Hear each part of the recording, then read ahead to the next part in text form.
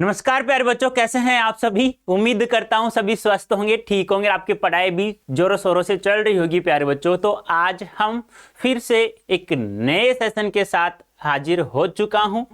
प्यारे बच्चों, इसमें हिंदी कोर्स ए और बी दोनों के लिए महत्वपूर्ण है, जिसमें हम लोग ईमेल लेखन और स्वयं लेखन दोनों हम लोग पढ़ेंगे। ठीक है, और अच्छे से पढ़ना प्यारे बच्चों। आज तुम लोगों ने इस सेशन को अच्छे से पढ़ लिया ना, तो मुझे नहीं लगता कि दोबारा से आप लोग कहीं पर भी किसी के पास ही पढ़ने की आवश्यकता होगी। गारंटी से मैं ये सब कह सकता हूं। ठीक है, तो ध्यान से सुनना। जिन बातों को मैं बता रहा हूं, जिन चीजों को मैं तुम्हें समझा रहा हूं, उनको ध्यान से सुनना। फिर हमें इन दोनों टॉपिकों से 100% मार्क्स देने के लिए देने से कोई नहीं रोक सकता। ठीक है, चलो करें शुरुआत। तो एक है प्यारे बच्चों ईमेल लेखन, एक होता है स्वयं लेखन। यानी कि देखो, ईमेल लेखन क्या होता है। जैसे आप लोग कहते हो ना, भाई मेल कर देना, अपने मेल आईडी बता देना, मेल कर दूंगा। इलेक्ट्रॉनिक मेल होता है। ठीक है, यानी कि जैसे हम लोग व्हाट्सएप पे कोई भी संदेश होता है हम एक दूसरे को भेजते हैं ना, ऐसे ही मेल के जरिए जब हमारे पास ईमेल एड्रेस होता है तो हम एक को भी भेज सकते हैं और एक से अधिक को भी हम लोग भेज सकते हैं। कोई भी संदेश, कोई भी टेक्स्ट, कोई भी पिक्चर्स, कुछ भी हम लोग भेज सकते हैं। अब इसमें ऐसी भी सुविधा है कि हम लोग एक को भेजें तो भी कोई दिक्कत नहीं आएगी, यदि हम 5 को भेजें। ठीक है, और फिर एक छठा आदमी ऐसा हो कि 5 को पता नहीं हो कि हमने इसको भी भेजा है। यानी 5 आदमी ABCDEE और F को मैंने भेजा है, तो E तक को पता नहीं हो कि F को मैंने मेल किया है, सेम जो मैंने अब 5 को किया है। ऐसी भी सुविधा कहाँ है, ईमेल में है। ठीक है, तो प्यारे बच्चों जल्दी से जुड़ जाओ। उससे पहले मैं आप सभी का हार्दिक स्वागत अभिनंदन करता हूं हमारे YouTube चैनल अड्डा 24/7 क्लास 9th एंड 10th में। तो प्यारे बच्चों, इलेक्ट्रॉनिक मेल और स्वयं लेखन क्या होता है, जिसे हम लोग बायोडाटा कहते हैं ना। बायोडाटा, जिसमें आप लोग पूरा अपने बारे में लेखा जोखा लिखते हैं। नाम, पिता का नाम, माता का नाम, DOB, आपका एड्रेस हो गया। ठीक, आपकी क्वालिफिकेशन होगी। जहाँ की कहने का तात्पर्य क्या है मेरा, कि मैं आपसे कहूँ कि कहीं पर हम लोग नौकरी प्राप्त करने के लिए जाते हैं। जैसे कि मान लो मैं अड्डा में आया, तो मुझे पहले क्या करना पड़ा, अपना बायोडाटा भेजना पड़ा था। उसे स्वयं लेखन कहा जाता है, जिसे हम लोग CV के नाम से भी जानते हैं। ठीक है, तो सबसे पहले हम लोग ईमेल लेखन के बारे में चर्चा करते हैं। तो ईमेल यानी इलेक्ट्रॉनिक मेल। ईमेल अर्थात इलेक्ट्रॉनिक मेल, यानी कि जिसे हम कहते हैं डिजिटल पत्र, जिसके द्वारा एक यूजर दूसरे यूजर को घर बैठे कहीं पर टेक्स्ट, पिक्चर इत्यादि सेंड कर सकता है, भेज सकता है, तथा एक से अधिक व्यक्तियों को भी भेजा जा सकता है। यानी कि ईमेल इलेक्ट्रॉनिक मेल, जिसे डिजिटल पत्र कहते हैं। यानी कहीं पर भी कोई व्यक्ति कहीं पर भी बैठा है, तो कोई पिक्चर भेजनी हो, कोई टेक्स्ट भेजना हो, तो हम कहीं पर भी बैठे हुए ना, तो किसी भी व्यक्ति को किसी भी स्थान पर हम लोग भेज सकते हैं। हम चाहें कि एक को नहीं, एक से अधिक को भेजना चाहते हैं। जैसे कि मान लो विवाह का निमंत्रण है, अब सभी के हम जहां जहां भेजना चाहते हैं वो निमंत्रण, तो जिन सभी के हमारे पास ईमेल एड्रेस है, तो हम सभी को एक साथ भेज सकते हैं। ठीक है, ये ध्यान रखना।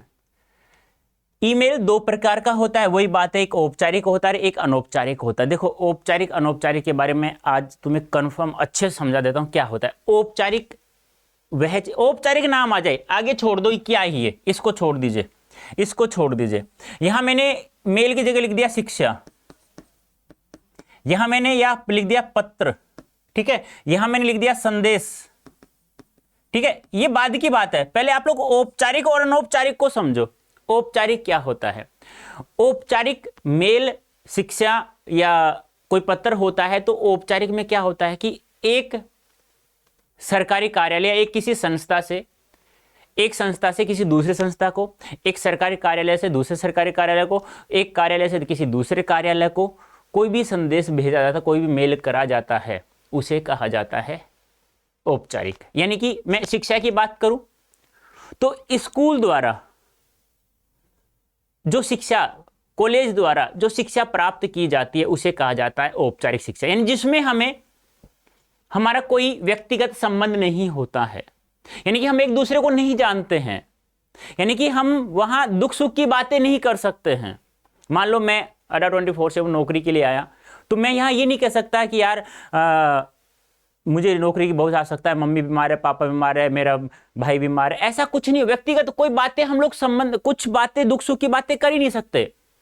यहाँ वह चीज होती है जिसमें आपके अंदर ऐसी योग्यता है कि आप उस नौकरी के पात्र हो, यानी कि आपका सामने वाला आपको बिल्कुल नहीं जानता हो, तो वहाँ ये मेल या पत्र या शिक्षा होती है। यानी कि ऐसी शिक्षा जिससे हमारा कहीं पर भी किसी से व्यक्तिगत संबंध नहीं होता है, जो स्कूल, विद्यालय, कॉलेज द्वारा प्राप्त होती है। औपचारिक मेल यानी कि किसी एक सरकारी कार्यालय से किसी दूसरे सरकारी कार्यालय को भेजा जाने वाला मेल, एक संस्था से किसी दूसरी संस्था को भेजा जाने वाला मेल जिसमें हमारा कोई व्यक्तिगत संबंध नहीं हो, यानी एक दूसरे को हम लोग नहीं जानते हों, उसे कहा जाता है। समझ में आ गया होगा।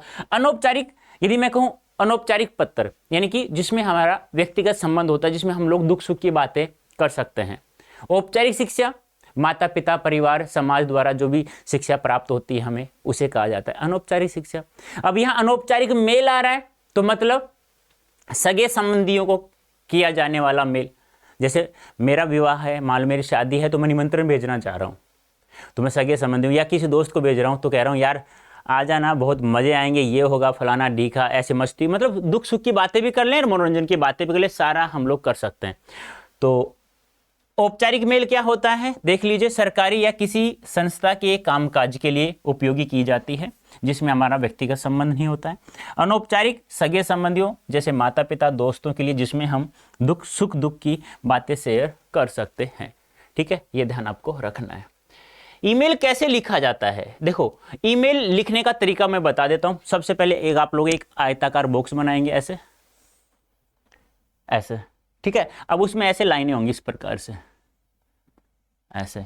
आयताकार भी नहीं बनाओ तो, पर आयताकार बना देना यार, बहुत अच्छा रहेगा, टीचर्स को अट्रैक्टिव करेगा। टीचर है ना, बहुत अच्छे मार्क्स देने की कोशिश करेगा आप लोगों को। तो फिर सबसे पहले यहां लिखा जाता है फ्रॉम, ठीक है। यानी कि कहने का तात्पर्य क्या, प्रेषक का ईमेल पता लिखा जाता है। यानी प्रेषक क्या होता है, भेजने। जैसे कि मान लो मैं तुम्हें भेज रहा हूं, कोई ईमेल लिख करके तुम्हें सेंड करना चाहता हूं, तो फ्रॉम में क्या लिखा जाता है, प्रेषक का, यानी कि लिखने वाले, यानी भेजने वाले का ईमेल एड्रेस। जैसे मैंने अपना लिख दिया rajendra.sankla@gmail.com। कोशिश मत करना, ये गलत है, मेल आईडी है, ठीक है।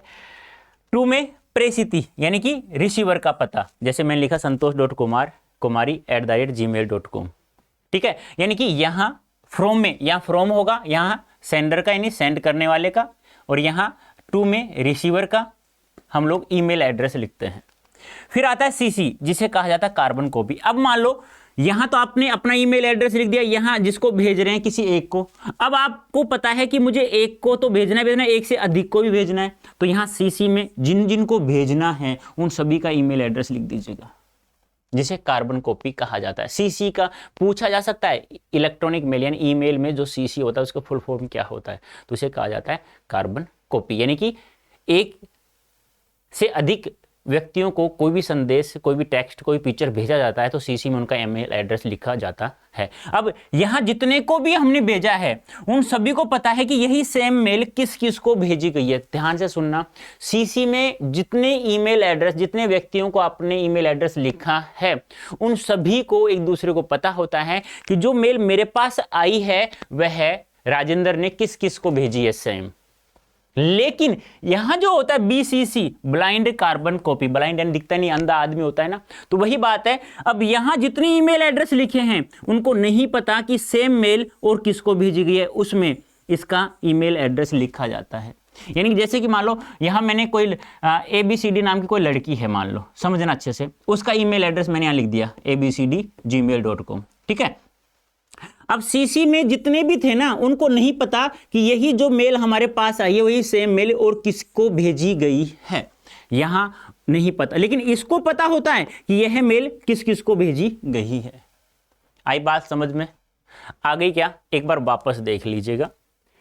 फ्रॉम में क्या होता है, फ्रॉम में भेजने वाले का, जैसे कि मान लो मैं तुम्हें लिख रहा हूं तो मेरा ईमेल एड्रेस लिखा जाता है, उसके जी नीचे जस्ट टू लिखा आता है। टू में जिसको हम लोग मेल कर रहे हैं, जिसको हम लोग वो संदेश भेज रहे हैं, उसका ईमेल एड्रेस। सीसी में वही मेल एड्रेस, वही सेम संदेश या मैसेज, जो टेक्स्ट पिक्चर जो हम लोग भेज रहे हैं, जिसमें टू में जिसका ईमेल एड्रेस लिखा है, सेम वही की वही मेल दो से अधिक व्यक्तियों को भेजना है तो उनका ईमेल एड्रेस इसमें लिखा जाता है। सबसे बड़ी बात क्या है, सीसी में आपने जितने ईमेल एड्रेस लिखे उन सभी को पता होता है कि यह सेम मेल और किस किस को भेजी गई है। बीसीसी में ब्लाइंड कार्बन कॉपी में, इसमें जिसका ईमेल एड्रेस लिखा होता है उसको तो पता होता है ये मेल और किस किस को भेजी गई है, लेकिन सीसी वाले को, टू वालों को नहीं पता होता कि यह सेम मेल की और किसको भेजी गई है। बीसीसी में उसका ईमेल एड्रेस लिखा जाता है।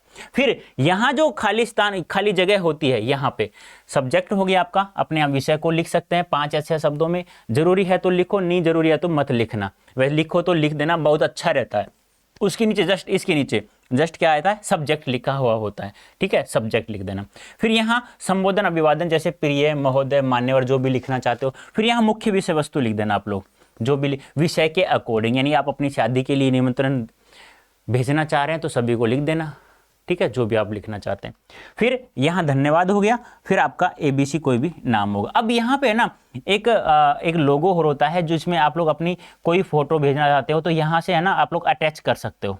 क्या ऐसा एक लोगो बना होता है जिसपे आप सेलेक्ट करो, वो लिखा होता है उस पर, जैसे कर्सर ले जाओ ना, अटैच लिखा हुआ होता है। यानी अटैच से यानी कि आपके कंप्यूटर में, आपके मोबाइल में जहाँ जो फाइल है उसको आप अटैच करना चाहते हो। जैसे कि मान लो आपने कोई निमंत्रण कार्ड भेजना चाहते हो, किसी को भेजना चाहते हो, अब है कहीं PDF में सेव तो होगा ना, उसको अटैच करना चाहते हो तो यहाँ से अटैच करके यहाँ वो अटैच हो जाएगा, फिर आप सेंड कर देंगे तो वो मेल चला जाएगा। आई बात समझ में? आ गई क्या? तो ये ध्यान आपको रखना है, चारों चीज़ें ये सब, ठीक है, फ्रॉम, टू, CC, BCC, ठीक है। उसके बाद सब्जेक्ट, संबोधन, मुख्य विषय वस्तु और फिर ठीक है। अच्छा ये वापस हो गया, कोई बात नहीं, चलो ठीक है। अब देखो मैंने ये ईमेल लिखा है आप लोगों के लिए, एक आयताकार बॉक्स बनाना है पहले। जैसे आप है ना कक्षा 12 के विद्यार्थी सपना कुमारी हैं, आपको एक ट्यूशन टीचर की आवश्यकता हेतु एक मेल लिखिए, यानी कि आप सपना कुमारी हैं, कक्षा 12 के स्टूडेंट्स हैं और आपको एक ईमेल लिखना है। एक टीचर की आवश्यकता, आपको ट्यूशन टीचर की, यहाँ सब्जेक्ट नहीं दिया किस टीचर की आवश्यकता है, तो आप मेल लिखेंगे फ्रॉम। पहले तो आप अपना ईमेल एड्रेस लिखेंगे, यहाँ सपना कुमारी जो अपनी खुद की ईमेल आईडी वो लिखेगी यहाँ पे। अब वो क्या है, madhu15@gmail.com, जो भी XYZ जो भी लिख देना। टू, जिसको आप लोग भेज रहे हैं ये आपने लिख दिया।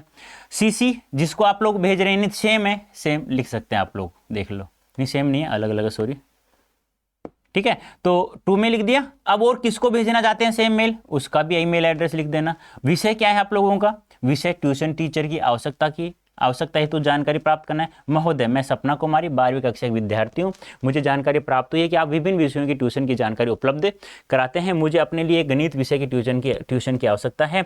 आपसे अनुरोध है कि मुझे गणित विषय का ट्यूशन उपलब्ध कराने में सहायता करें। धन्यवाद, सपना कुमारी, कक्षा 12 हो गया, ये मोबाइल नंबर हो गया। और दिनांक में लिखो तो आप लोग लिख सकते हैं यहाँ पे साइड में, कोई दिक्कत नहीं है, ठीक है। जरूरी नहीं है लिखो तो लिखो, नहीं लिखो तो जैसे आप लोग मेल करोगे ना तो दिनांक ऑटोमेटिक चली जाती है, कब आया ये मेल, सामने वाले को पता रहता है। लेकिन एक आयताकार बॉक्स बना देना, ये 4 चीजें ध्यान रखना है। अब यहाँ एक और होता है BCC। अब BCC यहाँ आपको जरूरत है ही नहीं, क्योंकि आप कोई गोपनीय थोड़ी रखना चाहते हैं। गोपनीय कहाँ रखा जाता है, जैसे कि मान लो मैं हूँ, एम्प्लॉय हूँ अड्डा 24/7, अब मेरे ऊपर एक जूनियर मैनेजर फिर एक सीनियर मैनेजर है। अब जूनियर मैनेजर जो हम टीचरों को सभी को जो मेल करेगा वो CC में रखेगा सभी का एड्रेस, ईमेल एड्रेस। अब BCC में जो हमारे सीनियर मैनेजर है उनको भी रखेगा, लेकिन हमें नहीं पता होता कि यही सेम मेल BCC में भी किसी को भेजा है क्या, लेकिन BCC वाले को पता होता है कि यह मेल और किस किस को भेजी गई है। बात समझ में आ गई होगी, ये ध्यान आपको रखना है। अब अटैच भी कर सकते हो आप कुछ भी, यहाँ पे अटैच एक लोगो आएगा, ऐसे इस प्रकार से लोगो आएगा, उसमें आप अटैच लिखा होगा, जैसे ही आप कर्सर लेते आते हो तो अटैच भी फाइल कर सकते हैं, ठीक है। बोलो समझ में आया नहीं आया, कर लिख सकते हो ना ऐसी ईमेल कोई भी, वेरी गुड। नेक्स्ट एक और है अपने अभ्यास के लिए, किसी कॉलेज में हिंदी विषय में सहायक अध्यापक के रिक्त पद की जानकारी के लिए ईमेल लिखिए, यानी कि सहायक अध्यापक के रिक्त पद की जानकारी आपको प्राप्त करनी है। तो फ्रॉम, पहले आप अपना ईमेल एड्रेस लिखेंगे, फिर जिसको आप लोग भेज रहे हैं उसका, फिर CC में जिसको आप एक से अधिक को भेजना चाहते हैं। विषय क्या है, विषय है हिंदी विषय में सहायक अध्यापक के रिक्त पद की जानकारी हेतु कला संकाय प्रमुख DEI दयालबाग आगरा, यानी कि ये आपसे जानकारी प्राप्त करना चाहता है कि सहायक अध्यापक के पद रिक्त की जानकारी है, लेना चाहता है कितने पद रिक्त हैं कितने नहीं हैं। अब माननीय महोदय, सादर सूचित करना चाहती हूं कि मैं माधुरी वैश्य हिंदी विभाग की शोध छात्रा हूं, मेरी PhD समाप्त होने की ओर से है। महोदय, हिंदी विभाग में सहायक अध्यापक कुल कितने पद रिक्त हैं, कृपया जानकारी प्राप्त करें। प्रदान करें। आपसे सहयोग की अपेक्षा में, धन्यवाद। शोधार्थी माधुरी वैश्य, हिंदी विभाग, कला संकाय, रजिस्ट्रेशन क्रमांक ये हो गया माधुरी, यानी कि यहाँ आप जो भेज रहा है उसके बारे में आप लोग लिख सकते हैं। आया समझ में या नहीं आया? जल्दी से मुझे एक बार कमेंट करके बताइए कि समझ में आ गया या नहीं आया अभी भी, जल्दी से। चलो ठीक है, चलें आगे। लिख सकते हो या नहीं, जल्दी से मुझे बताइए, कमेंट करके अवश्य बताना है कि हाँ सर अब हम लिख सकते हैं।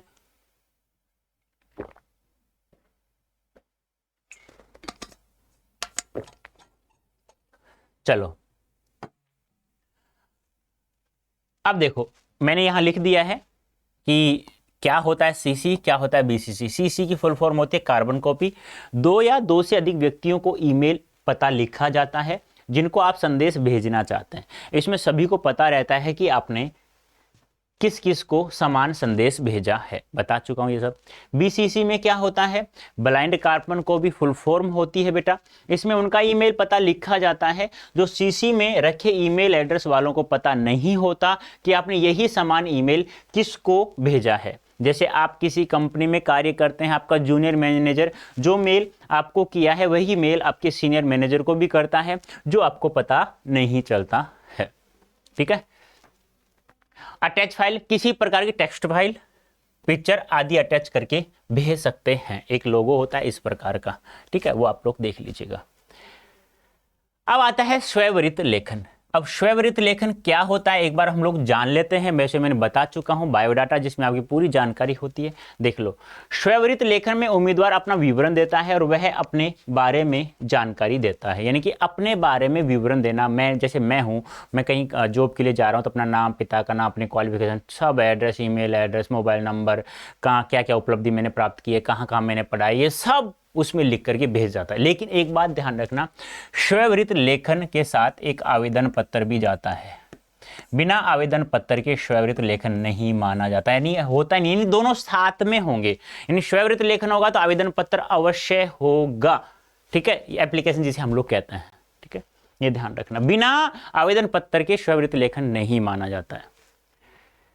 यह एक बना बनाया प्रारूप होता है जिसमें व्यक्ति या उम्मीदवार अपने बारे में जानकारी देता है, जैसे जो विज्ञापन उसने देखा है उसके प्रत्युत्तर में आवेदन पत्र के साथ भेजा जाता है। यानी देखो विज्ञापन, नाम आया विज्ञापन, विशेष जानकारी प्रदान करने वाला, विधन ज्ञापन, मैंने पढ़ा दिया है।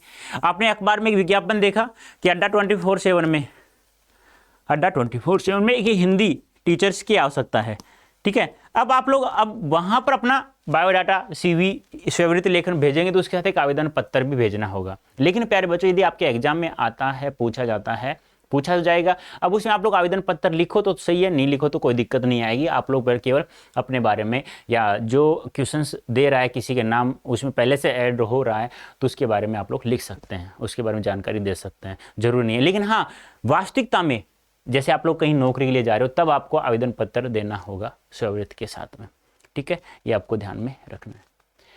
नौकरी अर्थात रोजगार पाने में स्वयंवृत्त की तुलना एक उम्मीदवार के दूत या प्रतिनिधि से की जाती है। यानी जैसे ही आप लोग स्वयंवृत्त की तुलना, जैसे स्वयंवृत्त किसी नौकरी के लिए जा रहे हो, आपने बायोडाटा अपना भेज दिया सामने, तो वह जो बायोडाटा है ना आपके दूत होता है। जैसे कि एक राजा होता है, राजा के पीछे 2 सैनिक होते हैं जो दूत की तरह काम करते हैं ना, वैसे वो काम करेगा। एक अच्छा स्वयंवृत्त नियुक्तिकर्ता के मन में उम्मीदवार के प्रति अच्छी और सकारात्मक सोच उत्पन्न करता है। यदि आपने अच्छे से अपना सीवी बनाया है और आपने अच्छी क्वालिफिकेशन है, आपने पढ़ाने में आपको इंटरेस्ट है, बहुत अच्छा है, आप बच्चों को लुभा सकते हैं, आप बच्चों को 100% मार्क्स दिला सकते हैं, तो आपको जो नियुक्ति करता है ना उसके मन में आपके प्रति सकारात्मक सोच उत्पन्न, यह आपसे अभी तक वो मिला नहीं है, केवल आपका बायोडाटा यानी स्वयंवृत्त लेखन ही आपने उसने देखा है अभी, तो एक सकारात्मक सोच उत्पन्न कर सकता है, करता है।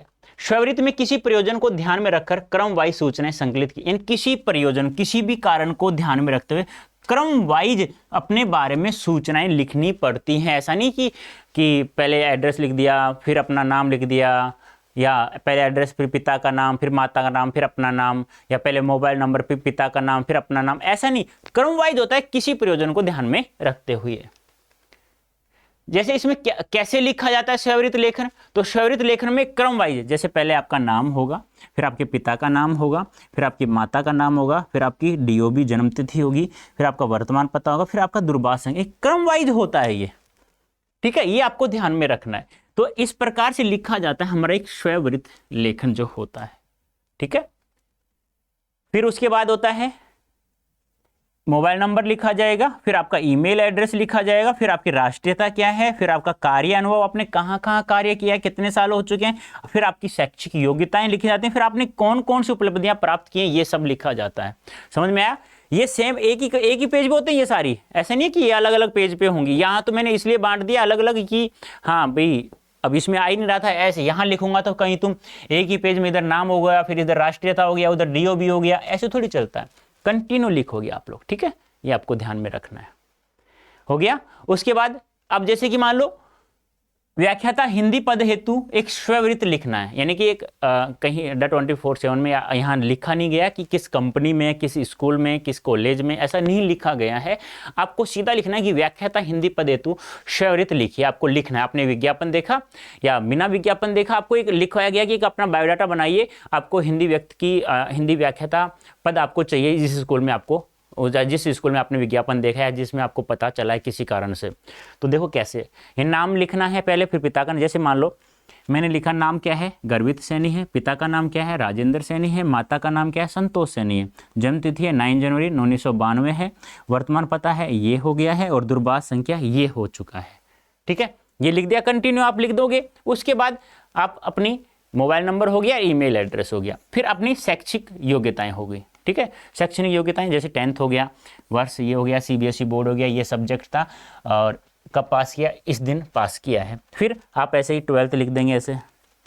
ठीक है, ऐसे आप लोग 12th लिख देंगे, फिर यहाँ वर्ष लिख देंगे, यहाँ बोर्ड आपका, फिर यहाँ सब्जेक्ट लिख देंगे, पीसीएम है, पीसीबी है या आर्ट्स है, वहाँ वर्ष लिख देंगे। फिर यहाँ आपके बीएड या बीएससी करते हो आप लोग या बीए करते हो आप लोग, वो सब आप लोग लिख देंगे इसमें। ठीक है, वही सेम डाटा लिख दोगे आप लोग ऐसे। कोई दिक्कत तो नहीं है ना आप लोगों को? बिल्कुल ईजी है यार, बिल्कुल ईजी वे में लिख सकते हैं आप लोग। ठीक है, उसके बाद अपने कार्य अनुभव लिखना है आप लोगों को कि आपने कहाँ कहाँ कार्य किया, कितने साल का आपको अनुभव हो गया, एक्सपीरियंस जिसे बोलते हैं, कितना हो गया वो आप लोग लिख देंगे यहाँ पे। फिर आपकी शैक्षणिक योग्यताएं आ चुकी हैं पीछे, फिर यहाँ आप लोग शैक्षणिक योग्यताएं अदर हो तो लिख देना, जैसे कि मान लो आप लोग एमबीए कर रखा है या आपने पीजीडीसीए कंप्यूटर से कर रखा है या एमसीए, सीसी, एनए, सीसीआई, जो भी कंप्यूटर हार्डवेयर नेटवर्किंग जो भी होता है एक्सवाइजेड आप लोग लिख सकते हैं। उपलब्धियां आपने और कौन कौन सी उपलब्धियां प्राप्त की हैं, आपने इंटरनेशनल, नेशनल पे आपने कोई मतलब पढ़ाया, उसे आपको पुरस्कृत किया गया है, आप क्रिकेट अच्छा लगता है उसे पुरस्कृत हुए, अपनी उपलब्धियां लिखनी है आप लोगों को, अपनी क्या क्या। फिर धन्यवाद, निवेदक गर्वित सैनी, ये दिनांक होगी। अब आपको एक आवेदन पत्र भी लिखना है। ठीक है, आवेदन पत्र तो आप लोगों को पता है, आपने आवेदन पत्र लिखा होगा, प्रार्थना पत्र याद है, छुट्टी के लिए याद हो तो आप लोगों को, तो सेवा में शिक्षा निदेशालय दिल्ली, विषय व्याख्याता पद हेतु यानी व्याख्याता हिंदी पद हेतु, तो आप लिखते थे सेवा में श्रीमान प्रधानाचार्य महोदय दिल्ली, विषय 2 दिन की छुट्टी हेतु।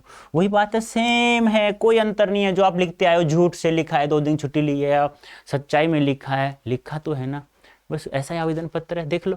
महोदय विषय अंतर्गत नम्र निवेदन है कि मैं गर्वित सैनी कुछ वर्षों से 2012 से राजस्थान सरकार के स्कूल में संविदा शिक्षक के रूप में कार्य कर रहा हूं। मुझे समाचार पत्र के द्वारा ज्ञात हुआ कि राजकीय उच्च माध्यमिक विद्यालय टोंक फाटक जयपुर, देखो वहां दिल्ली था ना, तो यहाँ आप दिल्ली लिख सकते हो। ठीक है, एक पद हिंदी व्याख्याता का पद रिक्त है, मैं उस पद के लिए आपके नियमानुसार योग्यता रखता हूं, अतः आपसे निवेदन है आप मुझे इस विद्यालय में नियुक्त करने की कृपा करें। बस वही है सेम जो आप लोग आज तक लिखते हैं और बहुत बार लिखा होगा अपनी एप्लीकेशन।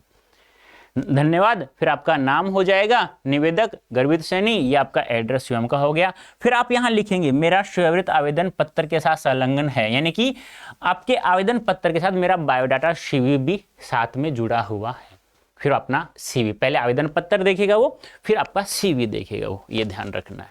ठीक है, अब एक और अभ्यास के लिए आपको स्थानीय समाचार से ज्ञात हुआ कि आपके शहर की एक प्रतिष्ठित कंपनी में सहायक प्रबंधक के 2 पद रिक्त हैं।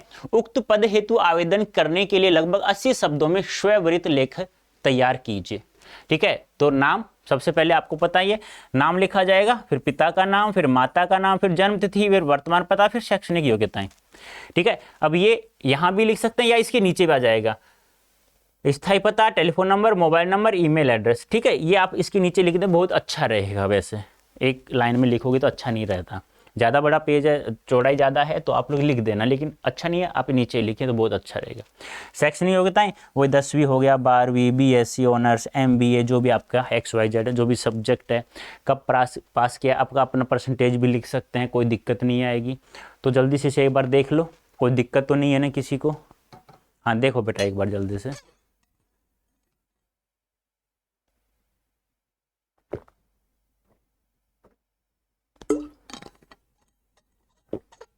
चलें आगे, चलो। अब अन्य संबंधित योग्यताएं आपने को और कौन कौन सी अन्य योग्यताएं प्राप्त की हैं वो भी आप लोग लिख सकते हैं यहाँ पे। ये कंप्यूटर का अच्छा ज्ञान और अभ्यास है, MS ऑफिस तथा इंटरनेट, फ्रांसीसी भाषा का कार्य योग्य ज्ञान है। अन्य उपलब्धियां क्या क्या हैं वो लिख देना, जैसे अखिल भारतीय वाद विवाद प्रतियोगिता वर्ष 2001 में प्रथम पुरस्कार, राजीव गांधी स्मारक निबंध प्रतियोगिता 2002 में प्रथम पुरस्कार, विद्यालय और महाविद्यालय में क्रिकेट टीमों का कप्तान रह चुका हूँ। कार्यतर गतिविधियां और अभिरुचियां, उद्योग व्यापार संबंधी पत्रिका अखबारों का नियमित पाठन करता हूँ। देश भ्रमण का शौक है, यानी कि यात्रा करने यायावरी प्रवृत्ति का हूँ। इंटरनेट सर्फिंग का, फुटबॉल और क्रिकेट में अभिरुचि है। वैसे सम्मानित व्यक्तियों का विवरण जो उम्मीदवार के व्यक्तित्व और उपलब्धियों से परिचित हो, यानी कि आपके बारे में और कौन कौन जानता है उनका नाम यहाँ लिख सकते हो कि श्री जे रामनाथन, निदेशक Adarsh institute of management, Lodhi estate, New Delhi. यानी कि आप यहाँ देखो, मैंने कहा ना, एक नियुक्तिकर्ता के मन में आपके प्रति एक सकारात्मक सोच उत्पन्न करता है, यानी कि आपका एक दूत के बात ये कार्य करेगा। तो आप लोग अच्छा लिखने की कोशिश करें, ठीक है। फिर आप अपनी दिनांक, स्थान, आपका नाम हो गया, फिर हस्ताक्षर हो जाएगा, ठीक है। तो बोलो समझ में आया या नहीं आया? कोई दिक्कत तो नहीं है ना? कर सकते हैं ना? तो जल्दी से मुझे एक बार कमेंट करना अवश्य है कि हाँ सर हम लिख सकते हैं। कितना समझ में आया ये भी आप लोग मुझे बता सकते हैं। तो प्यारे बच्चों अभी के लिए इतना ही, धन्यवाद, थैंक यू सो मच।